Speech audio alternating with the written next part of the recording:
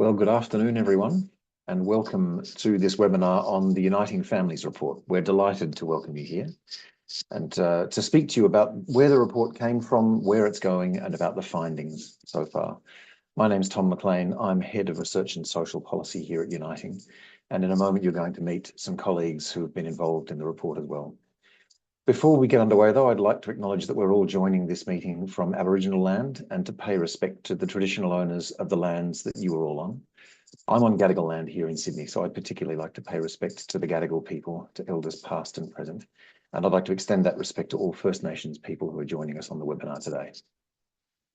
So today we're going to be exploring the Uniting Families report. We're going to be hearing about what's in it, and like I said before, where we'd like to take it.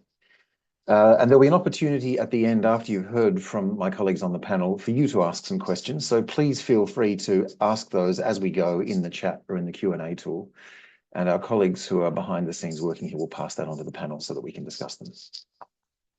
I'm joined today by two very knowledgeable friends and colleagues. First is Dr Yuvisthi Naidoo, who is a Senior Research Fellow at the Social Policy Research Centre, the tongue twister, at the University of New South Wales. Yuvisthi and her team at the SPRC are the research leads on this project. They're the ones who've done all of the work analysing the data and producing the results. And we're delighted to be working with you guys. And I'm also joined by Tamara Grant, who's the First Nations Service Delivery Lead here at Uniting New South Wales ACT. Tamara has worked in the community sector for over 20 years in various roles, ranging from youth and homelessness through drug and alcohol services, Brighter Futures, and then has moved into coordinating intensive family preservation services and the Family Connect and Support Service that Uniting runs in Southwest Sydney before taking on her current role. So she brings a very considerable amount of frontline experience as well as experience in practice excellence to this that complements the research that you'll hear from the other two members of the team. Before we get underway and hear about what's in the report, I'd like to just give you a bit of a sense of why we decided to do it and what we were aiming to do as Uniting.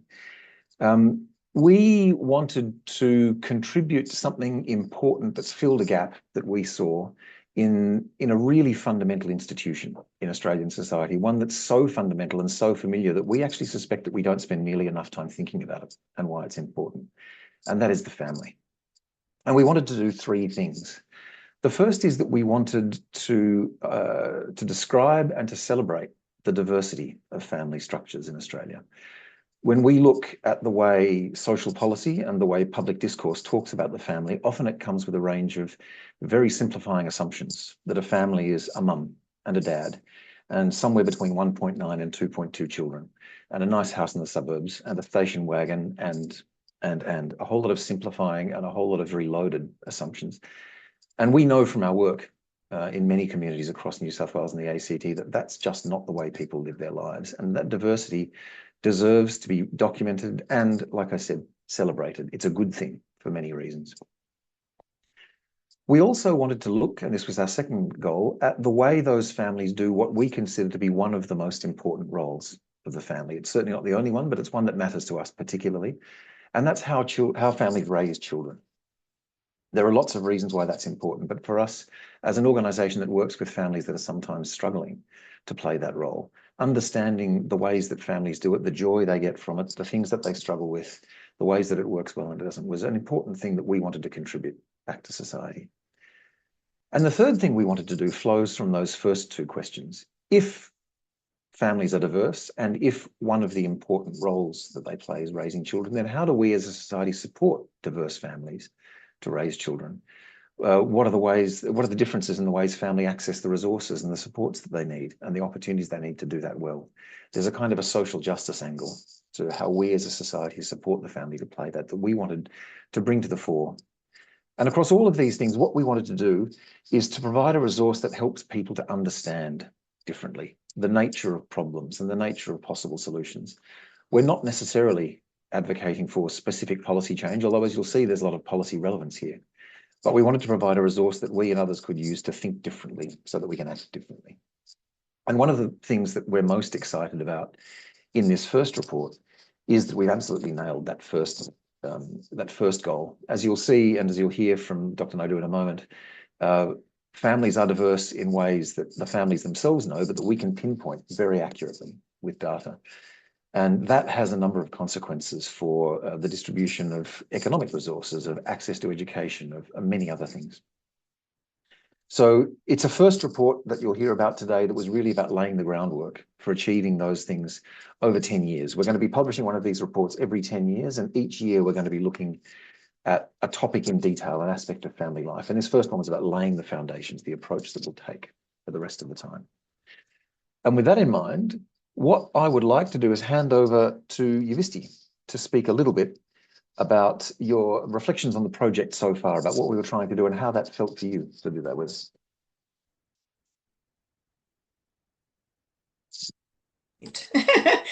Thank you, Tom, and thank you to Uniting for having me here. So I just wanted to actually start as well by acknowledging how impressive it is and what a great opportunity it is actually to be part of a long-term partnership that we have entered with Uniting. You know, we have entered into this 10-year partnership, which means that as researchers, we get to really develop a long-term research agenda that puts policy and impact directly into the topics we decide to investigate and the sorts of findings we look for.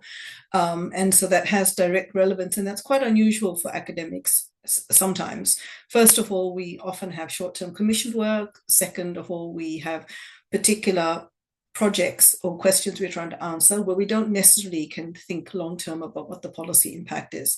But with a partnership like we have with Uniting, that's front up and center. What's the policy impact going to be? How will this change the delivery of services? And how do we pick topics that are both not just reactive, but also proactive in ways that we don't know? So what are the future topics we haven't even begun to even canvas in a way?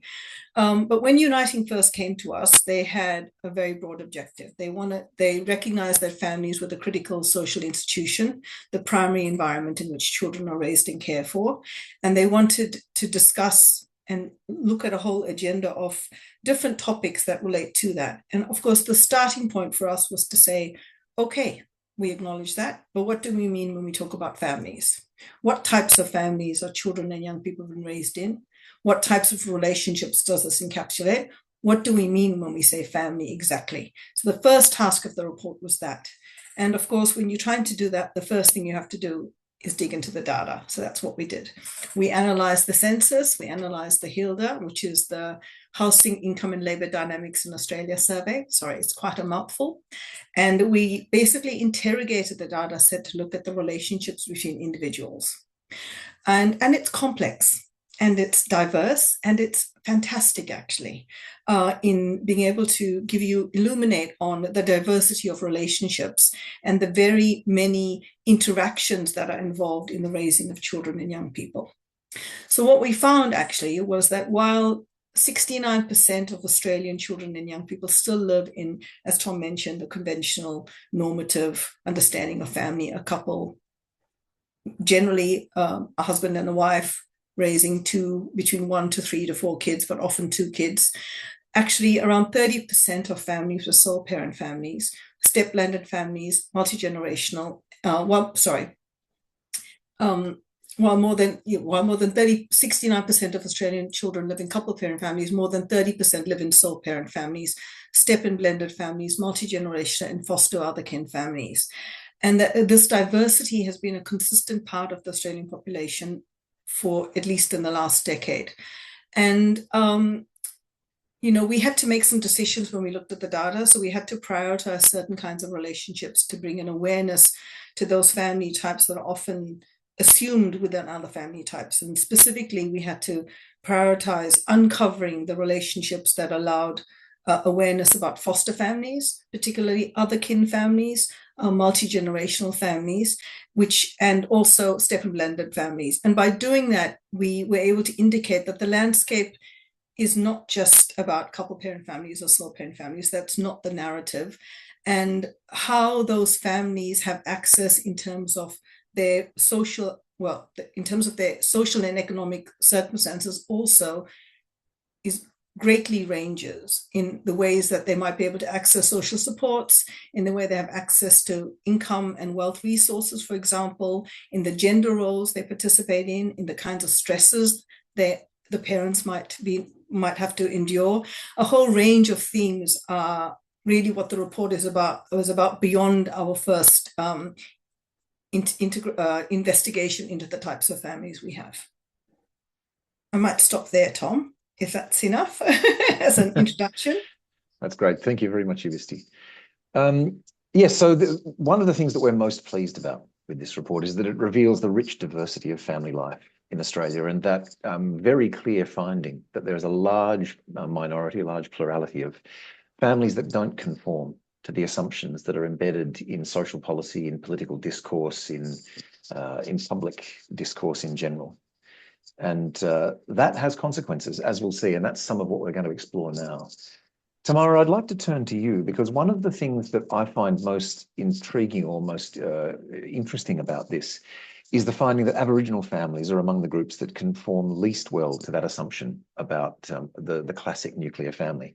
Now, that's not a finding that any Aboriginal person will be surprised by, but it is something that matters. And I'd love to hear from you about why you think it matters that we, more broadly, we as a society recognise this.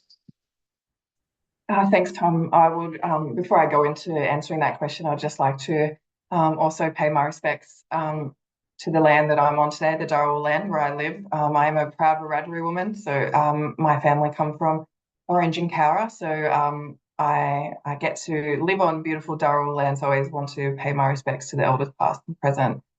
And I'm really grateful for this opportunity to, to look into this report and to talk to the benefits of having this information compiled into one report. And as you've touched on, some of this isn't new information, but it's compiled into one document now, so it's much more relevant and easy for us to use as we review what families mean. From a First Nations lens, we have always known what our families and the diversity of our families and what they look like. I think the importance of this report is able to demonstrate the shift away from that nuclear family view that both you and Dr. Naidoo has spoken to around that.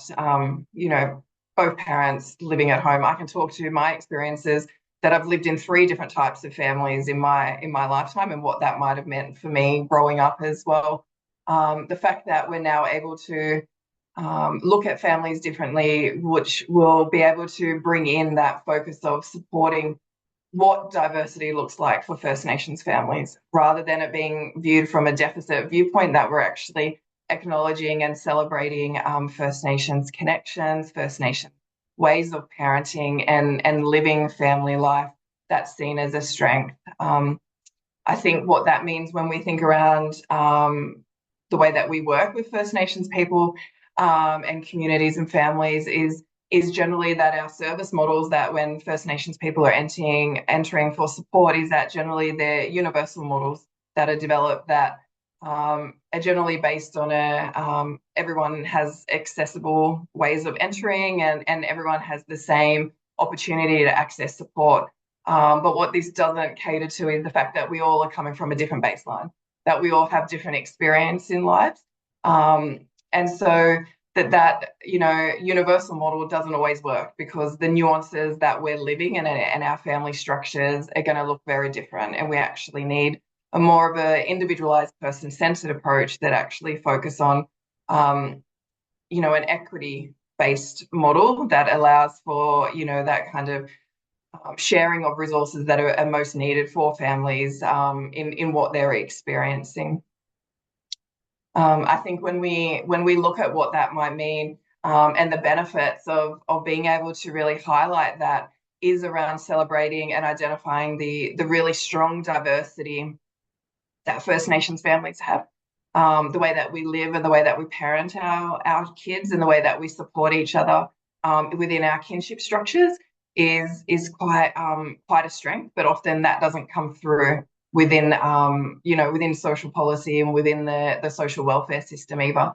So I think rather than seeing it from a negative lens, this will help to shift to go, that the way that you're presenting and the way that you do family is acceptable, and it's actually not going to be looked at from a lens of going, well, you're not fitting that mold that we have determined, that society has determined that families need to look like. So that's a really big shift, I think. And when you think around the opportunities for cultural safety for families to come in and experience that way of being accepted for who they are, for their connection, for their sense of identity, that's really going to hopefully change the way that we can engage and support outcomes in a more improved way.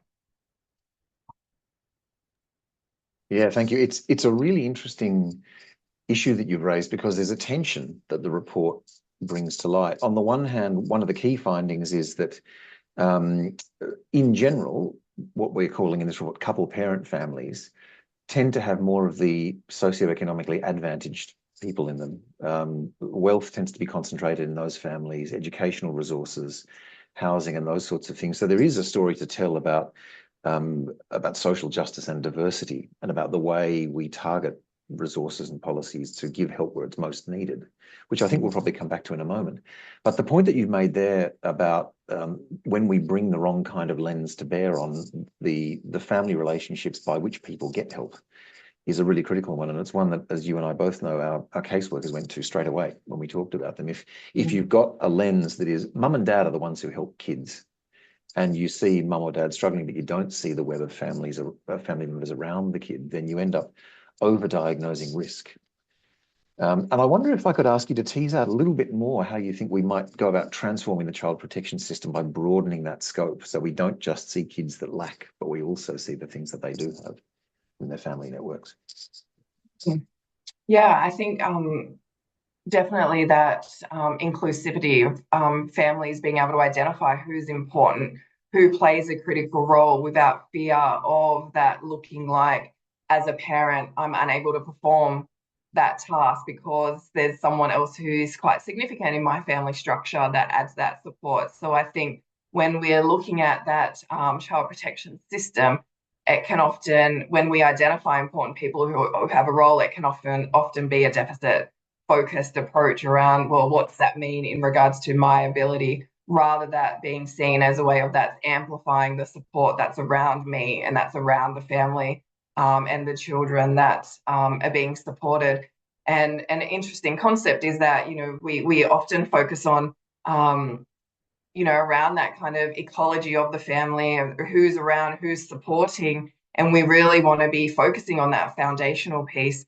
But then there can be a concern when you overutilize your support network, which it can be contradictory for families. And when you're working within a high stress space of having potentially a child protection system involved, or any service system involved, how do you determine when can I call on my support and when can't I call on my support, rather than, self-determination and choice is that at any time who I deem important is going to be part of the support that often, that will be there for families and especially children within that space. And when we think about that wider systemic issue, and we think around the stresses that we've spoken around like financial stresses, rental insecurity, resources around social and emotional well-being, so access to mental health or other social supports, is that generally,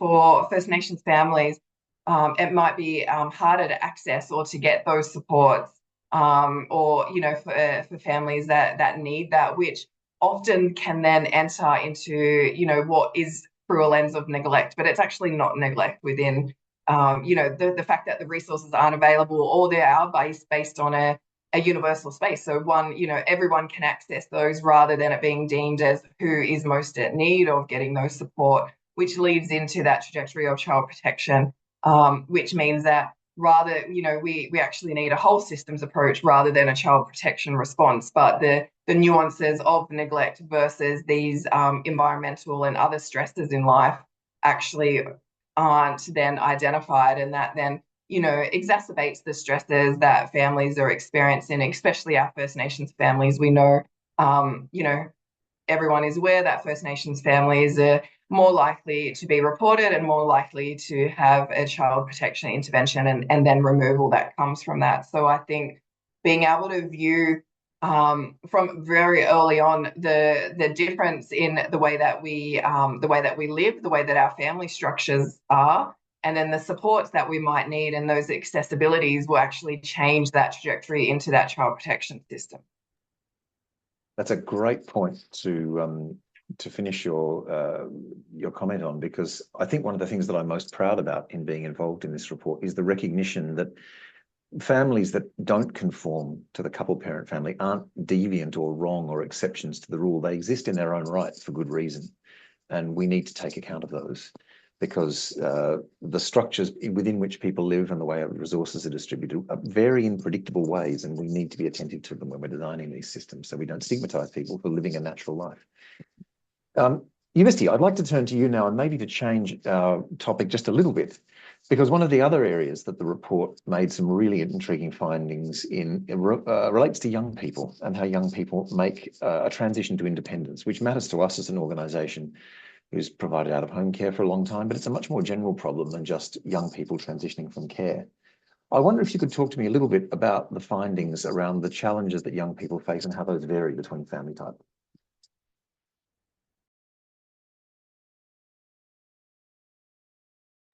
I think you're on mute still. There we are. Sorry, it's a professional habit.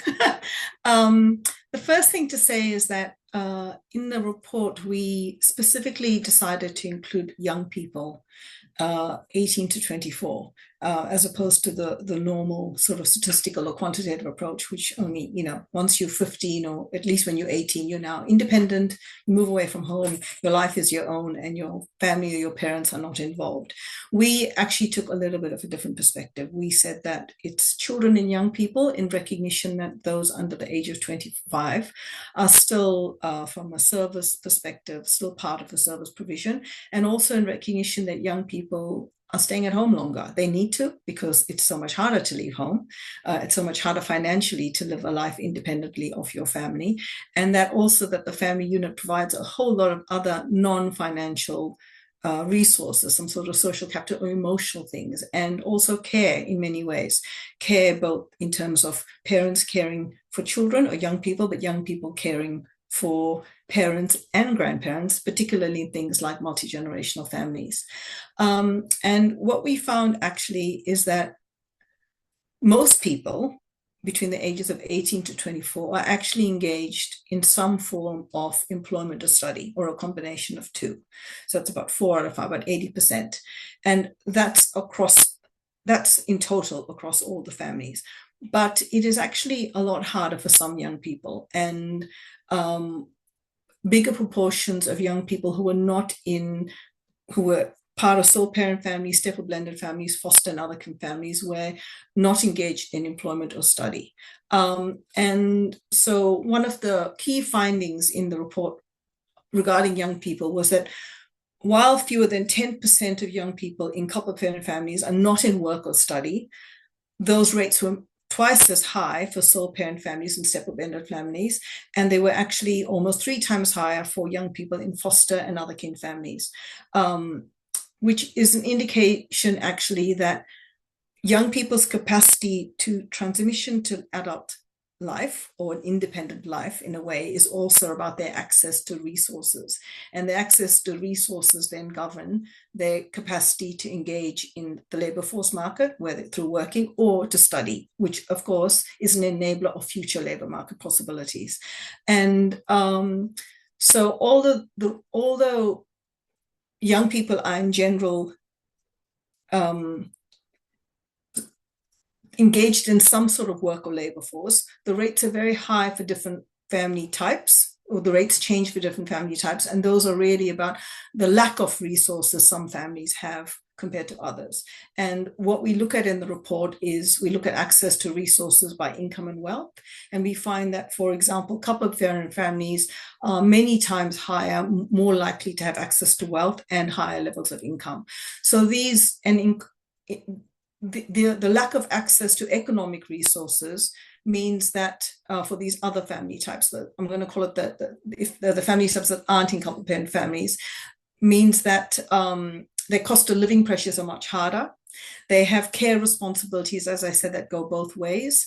They might have a family member that's living with a disability, or they might themselves have a disability or long-term health condition.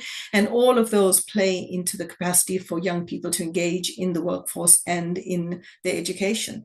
And by shining a light on it in a way with this report, it means that we have to say, it's not an expectation that young people should be engaged in the workforce or in their education. It really depends on the structures around them and the capacity to do it by the family networks they have.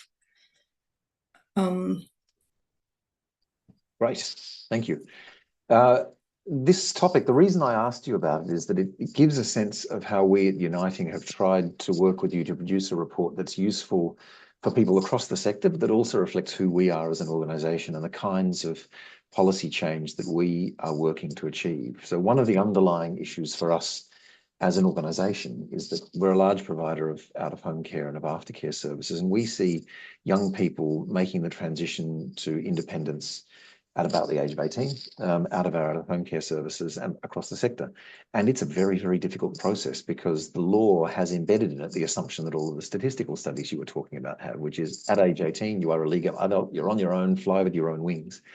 And we had long suspected, not just suspected, but known from our own experience, that the young people's access to support networks and resources varied enormously with their family background and with the quality of their relationships with family, among other things. And so being able to highlight just how much help advantaged children and young people get from their families to make what's a difficult transition for anyone, and therefore how much of a responsibility we as a society have to step in and help young people who, for whatever reason, can't grow up in their families. It brought that right to the fore for us. So we're really pleased with that result because it helps us, but I think you can all see that there's a broader relevance here, and we hope that you all find similar policy relevance in this. Can I just say that in other reports that we've done outside of Uniting that tie into this actually, is to indicate that there is amongst young people in Australia growing inequality actually. So there are certain young people are very privileged or financially privileged, I should say. So their rates of income and access to wealth is multiple fold those of other young people. And we need to shift our focus to the young people that don't have the same platforms that a few have to allow them to be able to move on in life. So whether it's about the cost of housing, for example, whether it's the HECS debt, for example, whether it's about caring responsibilities that they have to now shoulder because they're living with many generations and family, that brings its virtues, but also its hardships in a way, because their caring responsibilities now extend both ways.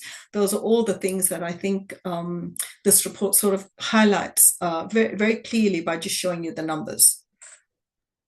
Yeah, and that actually leads on to the last thing that I wanted to talk about with you, Yuvisthi. And heads up, everyone, in a moment, we're going to turn over to you guys for questions. So please feel free to ask them in the chat.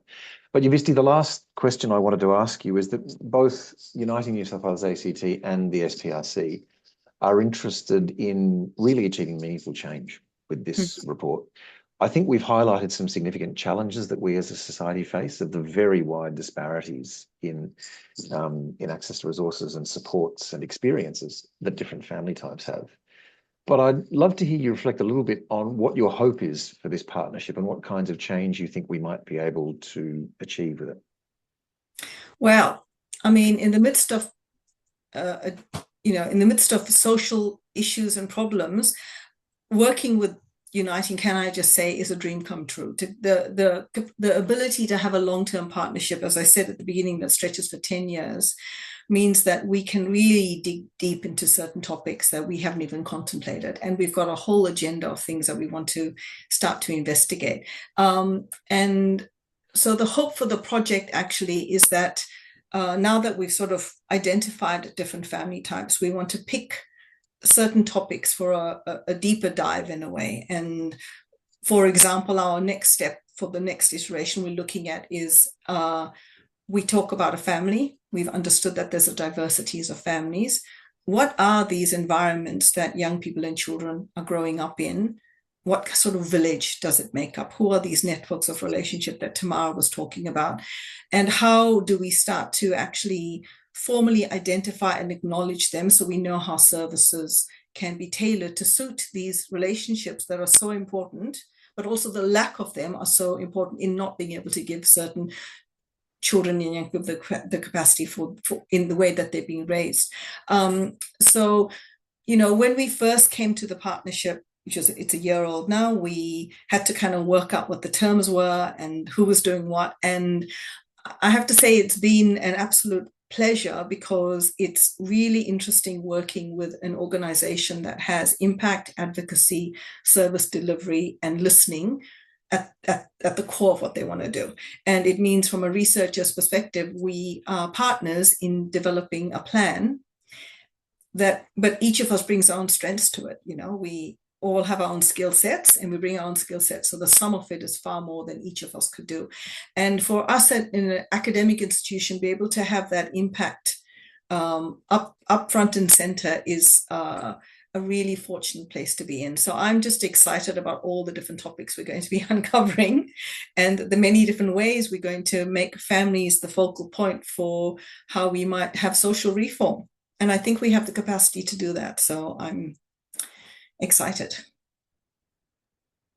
Right. Yes, we're excited too. And it's been a pleasure working with you guys. Fingers crossed in 9 years, we say the same thing. That's exactly right. I am looking at the questions here. Right. So somebody has asked, I think, a fascinating question, which is, was there any finding in the report that was really surprising?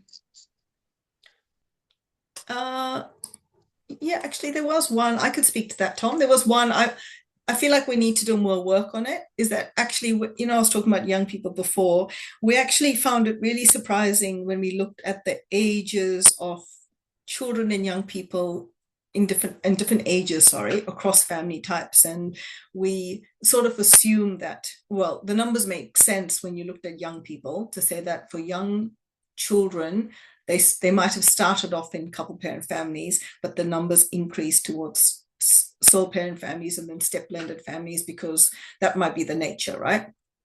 People are together, they have a child, separation happens, they might move on, or they might find another partner and organize into another step of blended family relationship, or they might stay sole parents. But what we found interesting was that about 20% of young people actually still live in sole parent households, and that capacity for those sole parents, therefore, in their access to resources, really plays out in the fact that so many young, 21%, I think it was about 20% of young people are more likely to be engaged in full-time or part-time work, but much less in studying. So that was a surprising result. We didn't expect it, actually. Right. Tamara, I have a question from the floor for you, but before I throw that one at you, would you like to answer the question that was just asked as well, or shall I run with the next one?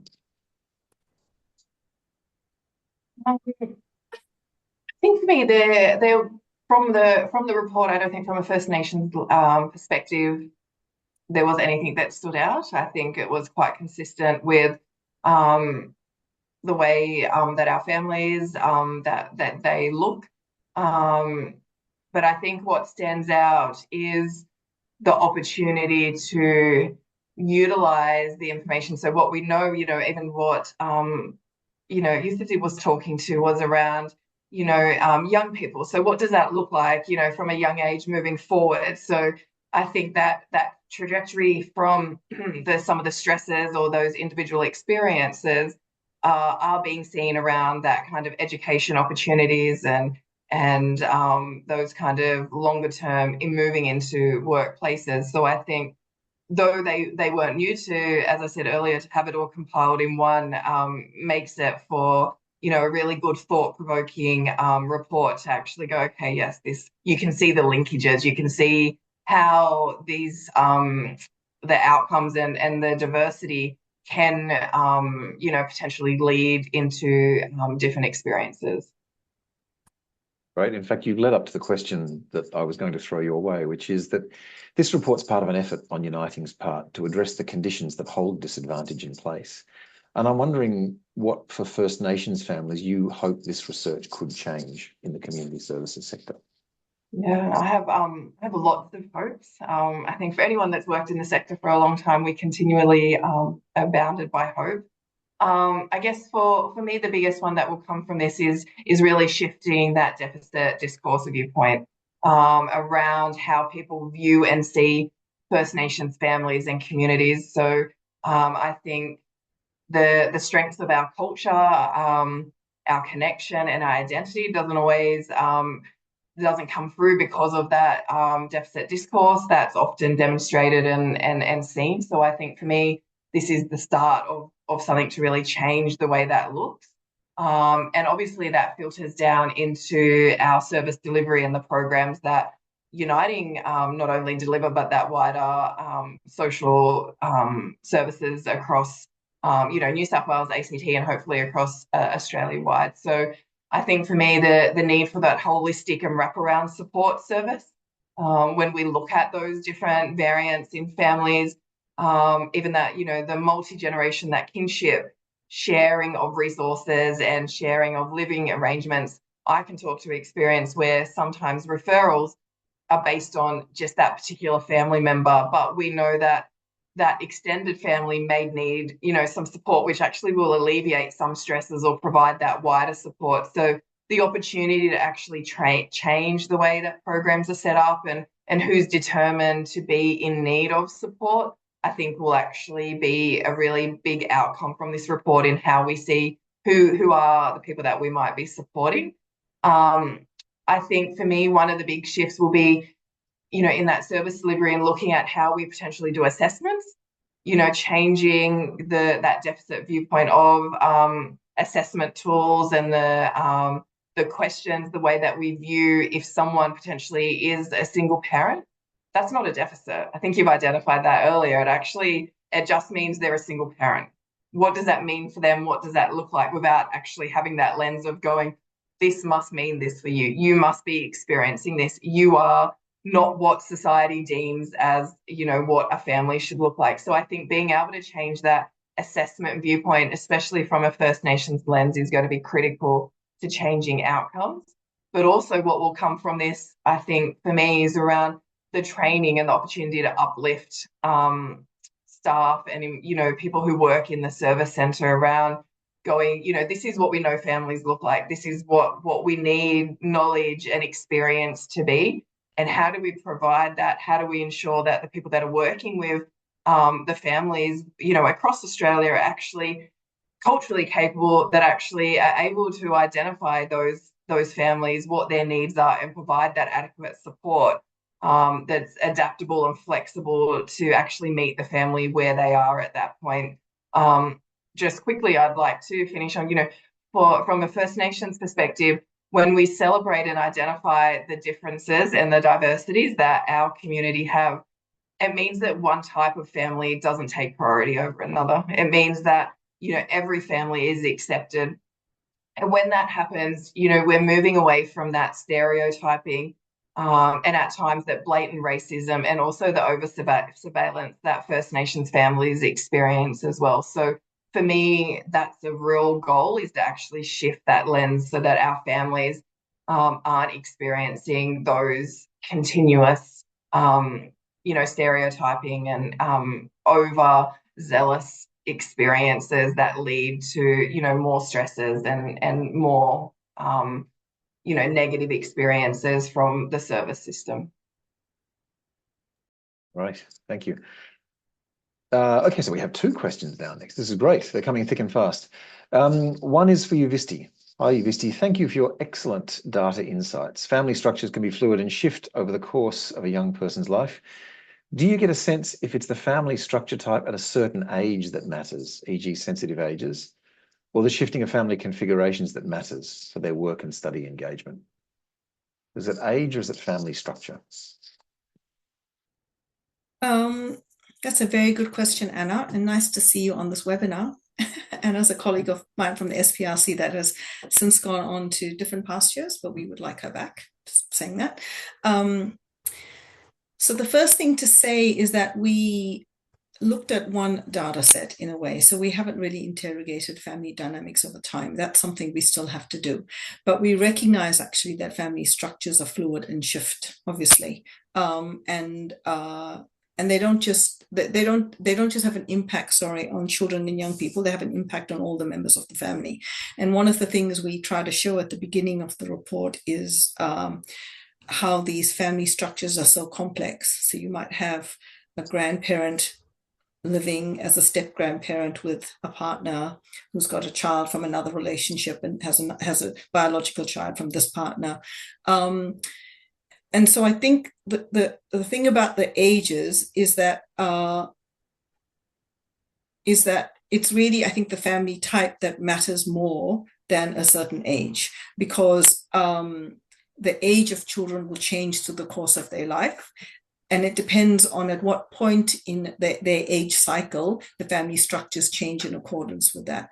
But I wanted to actually go back to Tamara's point to say that the insights from the report is that if we choose to look at everything except for couple parent families as being a deficit model, we cannot do that. Actually, we can't run the risk of that.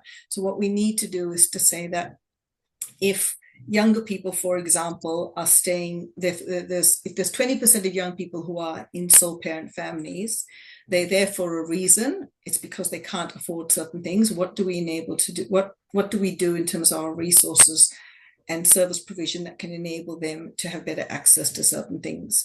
So I think our next, in future waves of HILDA or our accesses to data, we'll be able to see the dynamics of families over time, to see how these children move or young people move in and out of different family structures and what happens to them, especially in terms of their participation in the labor force market and their education, and then their educational outcomes, and then their labor outcomes, obviously. One of the challenges with the scope of the questions we've given ourselves is that questions are not hard to find. And interesting questions are not hard to find, but the effort required to answer them is quite considerable. There's a fantastic question from Rita in the chat, which is, have we designed any targeted support program to fulfill the needs of these families? The honest answer is, at the moment, no, because we're still exploring just how pervasive the impact of family structures is. But there are some programs that are sensitive to it. There are some that are less so. Policy in general tends to see families as homogenous and then occasionally make a sort of a grudging exception for the single parent, often single mother families that are out there. And data collection often displays a similar bias. So we're still at the exploring stage. But actually what I'd like to do is to throw that question, Tamara, to you, because you're not just here to speak to the importance of recognising First Nations families for what they are.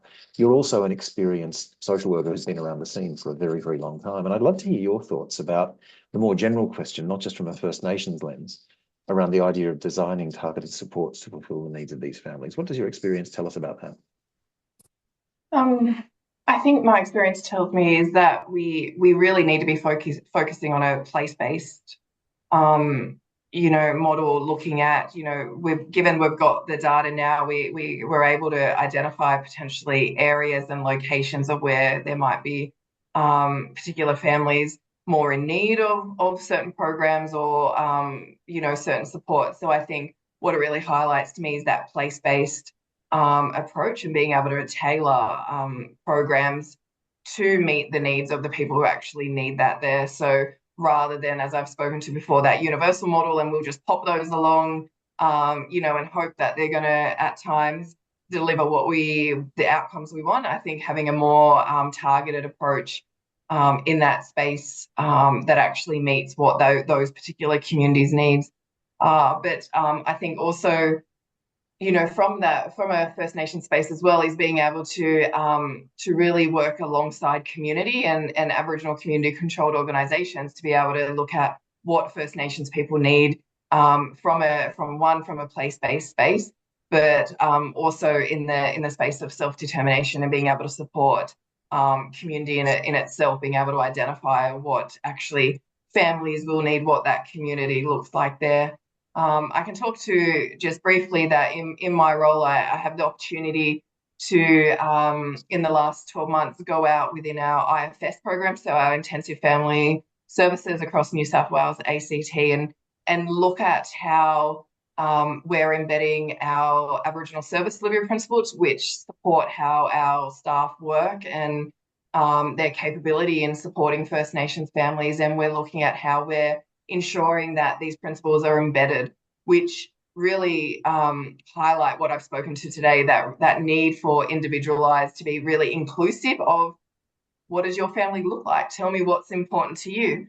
What are the decision making around parenting, around schooling, around all these different things are often governed by our culture and our connections. So really trying to highlight for our staff internally in Uniting how we are doing that consistently along the way that we are supporting families. So whether we're a 3-month service, a 6-month service, an 18-month service, that culture is and individual family needs is done throughout that. So we're not just asking at the beginning, what's your culture?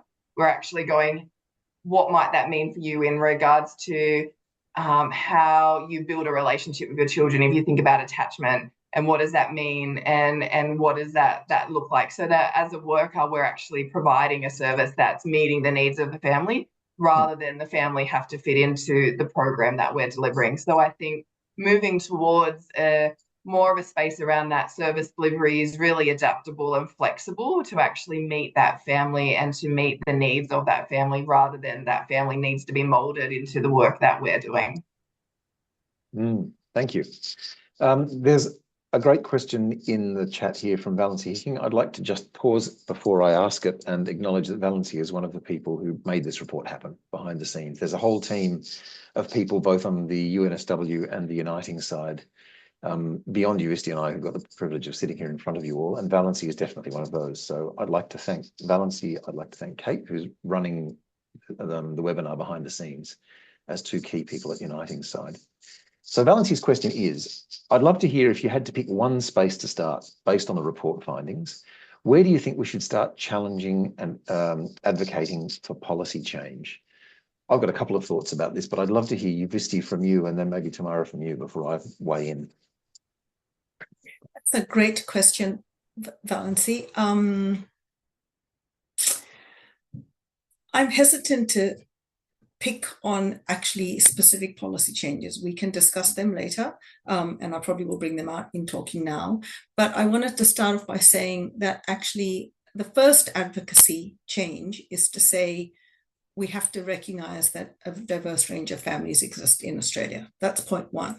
So the dialogue we have about assuming that couple parent families or even sole parent families are the norm has to shift. And so that means that by changing that lens and accepting the diversity of families in a static sense, but also recognizing that the formations of families change over time.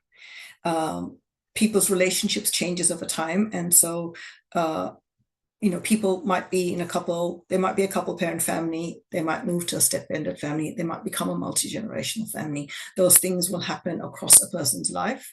And those are not the traditional model of the husband wife, as I said, 1 to 3 children, predominantly 2 children.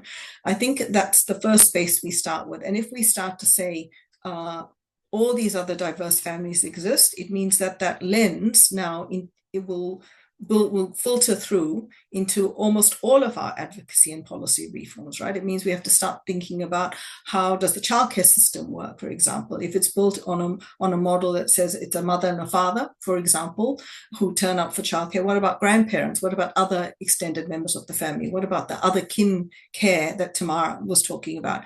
If we start to talk about housing developments, for example, and we talk about the lack of being able to afford your own house, or the size of the house. How do we build houses that take into account larger size houses, or shifting houses, or houses that need to be able to have capacity for parents or grandparents to be there with young children? We have to probably filter into how we operate our tax system or family tax benefit. I think there's a myriad of ways that over time, through this sort of analysis, and also over the course of the partnership and beyond, and for other organizations to take it on, is to first start to say, let's move away from the model of what we've always assumed to be family types. And so I think it's really now after the stage for us to sort of say, okay, let's see in which forums this will now change how we might advocate for policy or policy reform. Does it change the way child support systems the payments are made? There's a whole range of things, but by acknowledging families as being diverse, by acknowledging that, for example, 6% of the Australian families are multi-generational families, means that we have to start taking into account these different needs, and that these needs change over time. Thank you. Tamara, any thoughts? I definitely agree with what you, Cynthia, said. I think it's that real, and I think I've spoken to that quite a lot throughout, this webinar, is around that real shift of what we determine and define as a family. I think agree that, once that changes and once people, we start to actually go, what does this look like if that was removed? I think that we would see that impact across many areas. I would also be really keen to hear from families around what they would see as a priority. Around what is the most impact, because I guess from a professional lens is that we have that voice and we have that ability in that advocacy space. So really hearing from families what is going to be critical and crucial to their lives, that we will then be able to, go out and support. I think that will actually, to me, that's really important around self-determination and choice, and being actually focusing on what our families are telling us. Yeah, it's a great answer. My own answer to that question was actually going to be quite similar to what Rita has put in the Q&A and what Gordon has just asked in the chat. I think in addition to service delivery policy reform and changing the concepts that we use when we're developing policy, we also need to record information better about the actual family structures that people live in. One of the reasons, for example, why we were unable to use the census for this study is that the census focuses on household, which has got a lot of merit to it. There's a real reason to do that. But often we assume that family and household are more or less the same thing, and that conforms more or less well to lived reality, depending on what family structure you're living in. So, Rita, we're not planning necessarily to conduct a community survey as part of the families report, but one of the things we're hoping that it will do is be the basis for other work that people might want to do. A family survey, if that was a side project, changes to the way the ABS think about recording family relationships. Gordon, there was a fascinating study done and presented at the AFES conference this year, where a number of people working for DSS were trying to map family relationships in actually quite a similar way to the way we've done, using Centrelink data, and they came across very similar challenges, and I don't think able to meet them in the same way we were able to, because Hilda collects data in a particular way. So yes, I think there's an enormous amount of improvement we could bring there, just in terms of the data underpinnings of all policy around recognising diversity. And then the other answer I think I'd give is, if we're going to talk about substantive policy, there are really two areas where the gaps between our concepts and lived reality matter that we haven't talked about.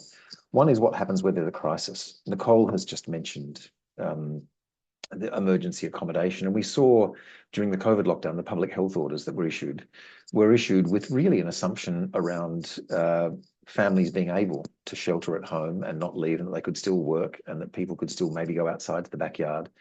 And that was a set of assumptions that applies better to couple parent families living further east in Sydney than it does to the more diverse family types we see living in Sydney's west. And that had some real consequences for the well-being of individual people.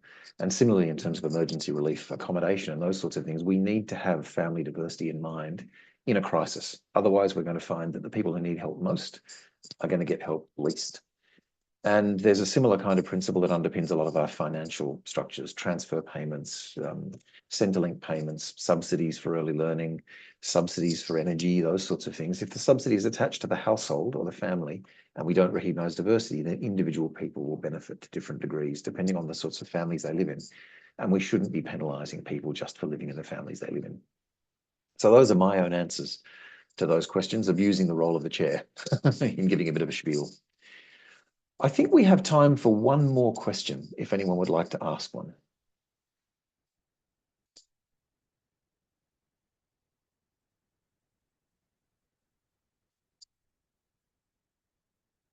I think that it looks like we've reached the end of the questions then.